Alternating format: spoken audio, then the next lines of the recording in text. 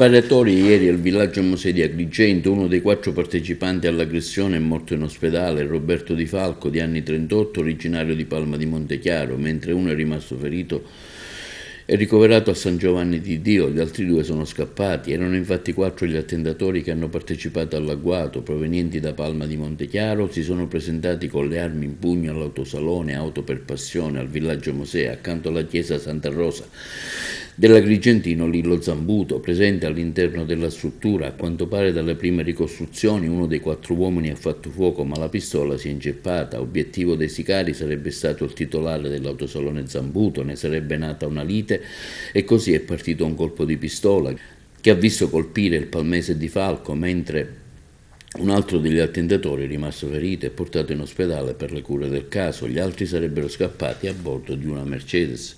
In serata i 3 sono stati intercettati e portati in questura, dove gli agenti della squadra mobile, guidati dal capo Vincenzo Perna e dal vice Andrea Palermo, li hanno interrogati. Gli interrogatori sono continuati fino a tarda notte. Intanto è terminata nella tarda serata di ieri l'ispezione cadaverica del 38enne del corpo Roberto Di Falco, l'uomo deceduto in seguito alla sparatoria. A eseguirla nella camera mortuaria dell'ospedale di Agrigento è stato il medico legale Alberto Alongi. Lo stesso, su disposizione della procura di Agrigento, effettuerà nei prossimi giorni l'autopsia. L'esame autoptico servirà a fissare un primo elemento certo nell'inchiesta. Le indagini condotte dalla squadra mobile di Agrigento sono coordinate dal procuratore capo Giovanni Di Leo, proseguono ancora. È stata una nottata intensa di interrogatori, quella trascorsa nella questura di Agrigento. Diverse le persone che sono state sentite dagli investigatori, mentre sono al vaglio le immagini delle telecamere di sorveglianza presenti nella zona. Intanto nelle ultime ore una svolta nelle indagini sulla sparatoria, come scritto dal quotidiano Grandangolo, avvenuta nella concessionaria di ieri al villaggio Mosè. La procura di Agrigento ha messo un provvedimento di fermo nei confronti dei 3 indagati.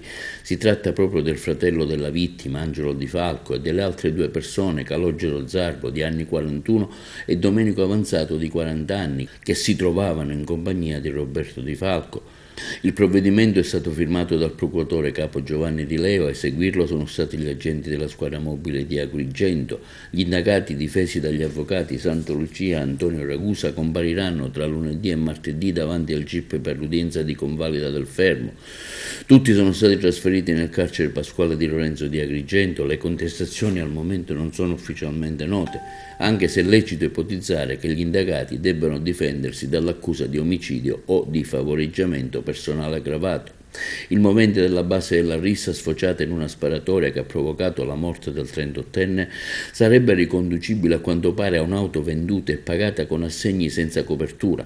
Tutto è avvenuto nell'autosalone Auto per Passione al villaggio Mosè, dove nel pomeriggio di ieri ad affrontare il titolare Lillo Zambuto sono presentati in 4: la vittima, il fratello Angelo, titolare di una rivendita di auto a Palma, e altri 2 loro amici.